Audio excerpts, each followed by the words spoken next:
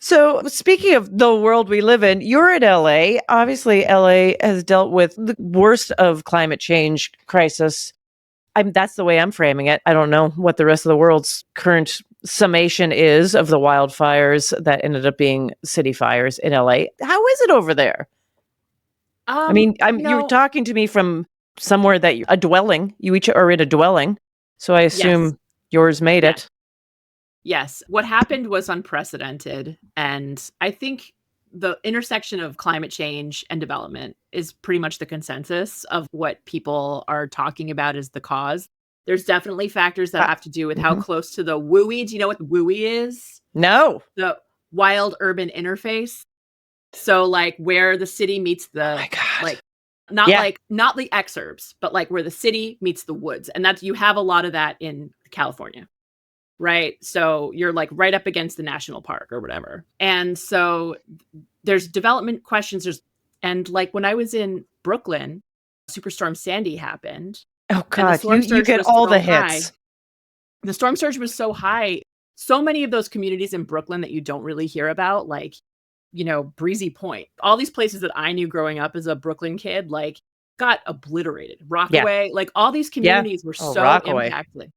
And, like, the R train, I used to take the R train to Manhattan that was closed for, like, a year. Yeah.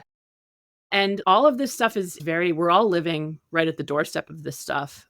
I think it helps. My husband's a scientist, and we talk to our kids about it pretty openly. We Yeah. talk And about how we have to make choices and share were our they planet. scared? Were any of their institutions impacted? They had to be home for 6 days without Yeah. going outside.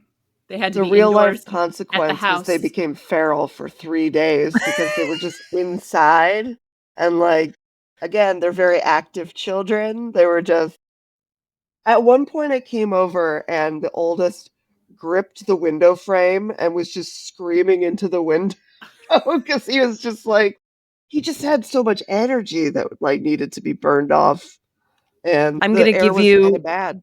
not, I hope you never have to use this, but Biz Lawrence from One Bad Mother. We were Yes. talking about when her kid was about that age, but it was during the pandemic, having all that energy to burn. And I've done Yeah. this since. She would give him ice cubes in his hand and tell him to go outside and just throw them against the garage. Oh, yeah. That's nice. I That's would love great. it. We couldn't even let them out the That's door. The right. air Oh my quality was God. so bad, they couldn't go outside. During the pandemic, we had all these strategies, That's including going to some right. of the places that burned. So, like, I would take my kids during the pandemic to these parks that are now gone, and I can't take them to anymore because the playgrounds in LA were closed for, like, 18 months. It Right. was nuts. But the kids we have a little urban rebounder, like, if you've ever done that Oh yeah, aerobics tiny class, that little size of trampoline. trampoline. Yes. And I'm just like, "You bounce. You will bounce." Also, I have to say, as much as I'm not, like, a big YouTube booster because I think it's brain Rot. manipulation of Yeah. children, Danny Go, they like it, and it's aerobics videos for kids, Oh basically, yeah. There was a and you bunch of work. those that we used to do, Go Noodle or something like that. Yes, Yes. and they do them. Even my, like, very rebellious, non-compliant 6-year-old will, like, go along with the motions. So Just Danny fine. Go Danny Fine. Go was, like, a big deal during the fires when we had to keep them inside, but it was it was only, like, 5 days that because 'cause we're pretty far from where the fires are, that the air quality was dangerous. But the other thing is, at this point, my kids, like, it would be very, very, very hard to get them to wear masks. Yeah, I know. Well, I thought we had normalized it. I hate that word for a second here. And I thought, oh, this is just the way we're going to be doing it forever. And then, life change and the masks go away. And recently, yeah, because we were traveling during the holidays. And I thought, you know what? RSV's happening, Yeah. COVID's happening. What else was happening? I don't know, 9 other things that I just learned about were happening. I was like, maybe we should wear a mask on the plane. And my kid was not having it. They're so Not anti. even with a dollar dangling in front of his little brain. No, it's really hard. It's really hard. And, like, my older son wore a mask at preschool during the pandemic. My younger son has never had to wear one. So he's just like, "Nope, what is this nonsense? What I'm is not this? doing this." So, just as a slightly non sequitur, because you're saying, because I know some parents are having a very hard time talking to their kids about climate change because it is so big and scary. It almost feels like a boogeyman kind of thing Yeah. where you're like, it's coming and probably will be worse for you. But the way Yeah. you were just saying that your husband's a scientist and maybe that some sort of objective standpoint makes it easier on them. I don't know. I don't know what Jenny's The perspective on frankness. this is, but like I think, yeah, I mean, we just the facts, ma'am, kind of thing. But like Yeah. I think that the other thing that's true about it is I think that COVID helped me realize how valuable it is to be able to kind of sort out the facts that matter from the facts that don't, or the things, to be able to make decisions based on a variety of different inputs, some real, some not, and some relevant and some less relevant. So I was never really scared for my kids. My mom was terrified that my kids were going to get COVID from the very beginning. And we weren't, because we were like, okay, this is not a disease that really impacts children negatively the way Right. that it does older adults. But my mother took a very long time to get to that point. So she was terrified the kids were going to get COVID. And I think it's because she grew up in the 50s in the era of childhood diseases where that was still, my mother had measles, mumps, rubella. She had scarlet fever and the croup and like all the things. And she remembers being very sick as a kid, and like, I think that my perspective is just like, my kids are lucky. They're really fortunate. There's a lot of kids on this planet that don't have the cushion that they do. Yeah. And I hope that they can like make choices in their life that like helps them be a part of the solution, And I think that they're going to have every opportunity to flourish, even as the world becomes more insecure, because they come from such a secure place. They better solve this shit. Okay. I will say, STEM education. Erin and Jesse both, again, very frank about like what's happening, very scientific based. Yeah. And even the oldest has an encyclopedia for kids. And I remember once he was reading it and he spooked himself because he read about the heat death of the universe. And they had to talk him down from that in a very scientific way. Hysterical fear. Hysterical. But yeah, but his favorite series is the I Survived series. So he does kind of like a sensationalized take. He just loves talking about tsunamis and blizzards. And he likes the adventure and drama of a disaster it is right now. It is And, like, drama. Relatable. Oh my God, so it's he has the relatable. science side, but he's also using his imagination to cope with it as well. 'Cause he loves that. My son liked those too, but he'd still get scared. Like some adult told him that there's some disease. I believe they were talking about dysentery, where he was like, Jan told me that there's a disease where you poop until you die. And I was like, what? I was like, Jan. exactly. I was like, thanks, Jan. And then he was like, is that going to happen to me? And I was like, no, that's not going to happen to you. And then whatever, he had an upset stomach and he was like, maybe I have the pooping disease where I'm going to, and I was like, oh my God, you're getting scared. Like, and he was legitimately scared. He wasn't joking around. I mean, fear is a real part of it. I mean, you need to fold that into the coping somehow, because it is a little scary.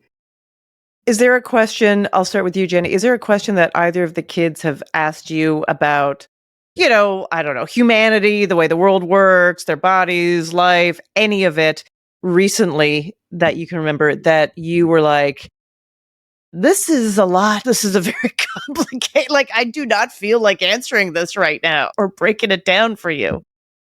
Yeah, I think because of the I Survived books, for a while I was getting how would you like to die questions, and they would just be a series of morbid scenarios. And I'd be like, none of these. Recently, unfortunately, he's been talking about America's greatest enemies. He's like, Oh. which of America's greatest enemies are we going to fight? And I was like, well, America? And he's like, that's ridiculous. Why would America ever fight America? I was like, well, we'll put a pin in that. Yeah. You're like, I like the way you think, kid. Why would America fight America? Excellent. It seems to be, setting it up. But he is learning also about the Civil War.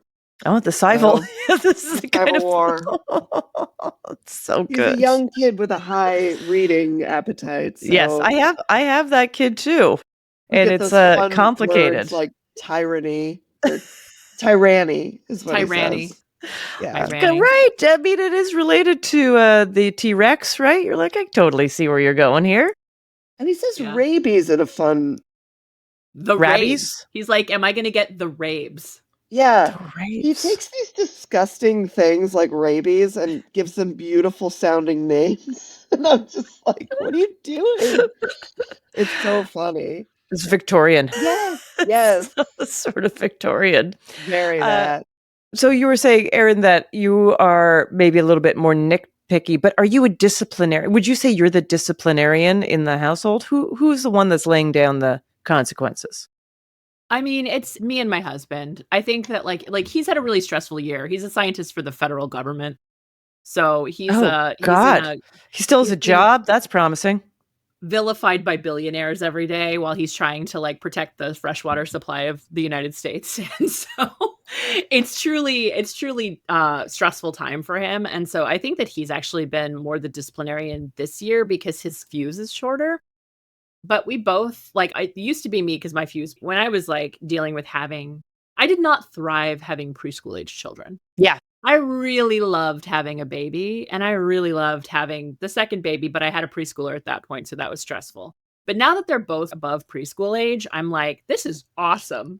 This is fun. We can all play Super Mario Brothers together." We went to Legoland the other day with no stroller, and we all got Oh on the roller coaster. yeah, that's the The whole dream. family on the roller coaster, arms in the air, like, it was so fun. And now I'm like, I can do it. I feel a lot more calm and like able to deal. But we have a very technology centric set of consequences.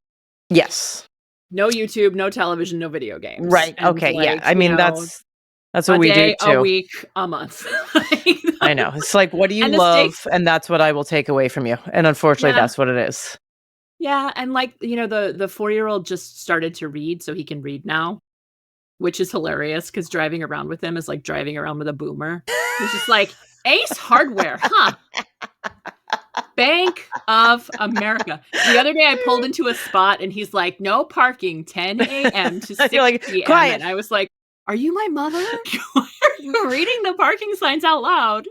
Oh yeah. And you can't do, I don't know if you ever did this. I never really did this, but I know other people do. They would use the signs to their advantage to talk. It's like, oh, I want a balloon. They'd be like, see that sign? It says no balloons or something like that. They would fake what signs said to their kids to like get them out of stuff. And That that goes window has away. closed. That window Yeah. has closed.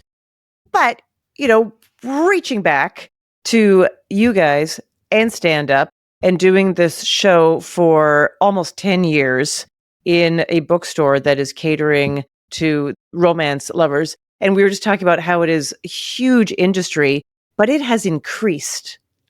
Very much. And I don't know why, but I would just say my hypothesis is because you get through them quickly. So that's very satisfying. And it is utter fantasy in a world where we want that kind of escape. I don't know. That's what I think. But you are there doing a show all the time and you're interacting with people that are probably there for the bookstore and the comedy. Yes. And I don't know if you're consumers of the material, if you're big romance novel readers. Occasionally. Okay.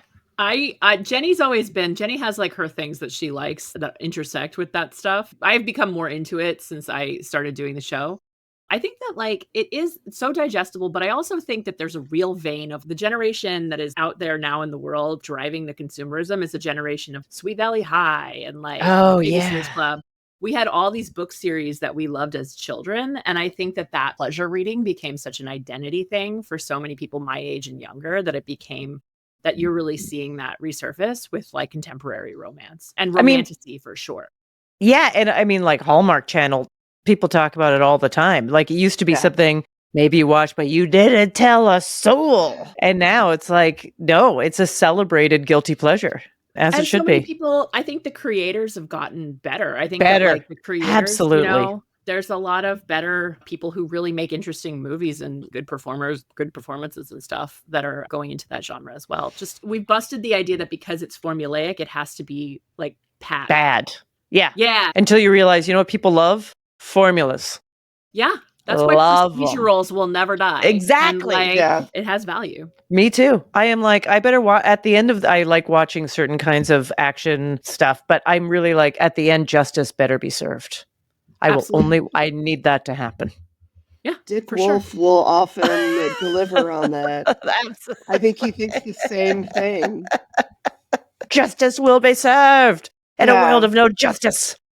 What is one thing, as final question, what is one thing you hope these kids love that is something you love, whether it's a book or a piece of entertainment or activity or food?